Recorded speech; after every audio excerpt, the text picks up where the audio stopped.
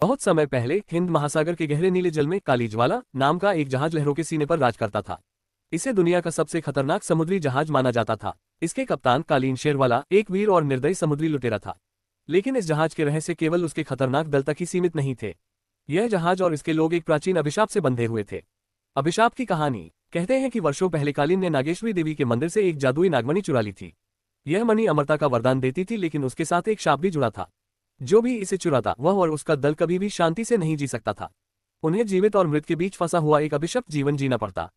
नई यात्रा की शुरुआत। एक दिन एक बहादुर नाविक अर्जुन राठौर अपने दल के साथ समुद्र की खोज पर निकला। अर्जुन को नागमणि की कहानी सुनकर पता चला कि यह मणि अब भी काली ज्वाला पर है।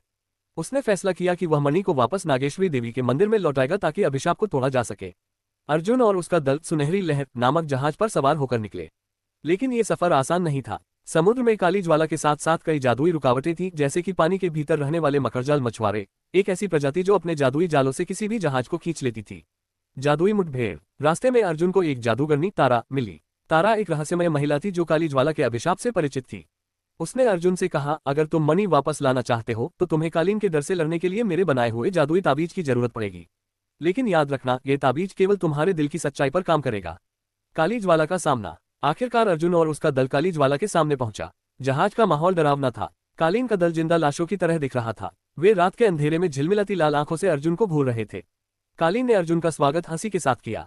तुम जैसे कई बहादुर आए हैं और मेरे जहाज से खाली हाथ लौटे हैं, लेकिन तुम नहीं जानते कि यह अभिशाप मुझे कितना ताकतवर बनाता है। अर्जुन ने बिना डरे जवाब दिया, ताकत और अभिशाप में फर्क होता है कालीन। मैं तुम्हारे इस अभिशाप को खत्म करने आया हूँ। आखिरी जादू और शाप का अंत। तारा के ताबीज और अर्जुन की बहादुरी ने मिलकर कालीन और उसके दल पर भारी पड़ी। नागमणि के पास पहुंचने के लिए अर्जुन को समुद्र के भीतर की एक विशाल मछली से लड़ना पड़ा, जो नागमणि की रखवाली कर रही थी। जब अर्जुन ने नागमणि को मंदिर में वापस रखा तो समुद्र के ऊपर एक गहरा तूफान छा गया। काली ज्वाला और उसका दल धीरे धीरे भूतिया रूप से गायब हो गए।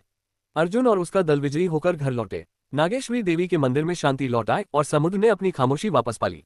हमारी कहानी आपको थोड़ी सी भी अच्छी लगी हो तो प्लीज सब्सक्राइब कीजिए।